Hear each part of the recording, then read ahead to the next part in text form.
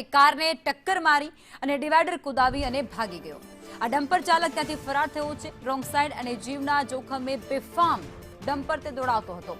ભાગવા માટે 2 વખત ડિવાઈડર કુદાવ્યું હોવાનું પણ સામે આવી રહ્યું છે। આ ડમ્પર ચાલકે લોકોના જીવ જાહેરમાં જોખમમાં મૂક્યા હતા। ટ્રાફિક પોલીસને જોઈ અને ડમ્પર ચાલકે પૂરપાટ ત્યાંથી ભાગ્યો હતો। પ્રતિબંધિત સમયે એસજી હાઈવે પર જે ડમ્પર ચાલક છે તે બેફામ પોતાનું ડમ્પર દોડાવી રહ્યો હતો। આ સમગ્ર ઘટનાનો વિડીયો સોશિયલ મીડિયા પર વાયરલ થયો છે। ટ્રાફિક પોલીસે ડમ્પર ચાલકની ધરપકડ આખરે કરી લીધી છે।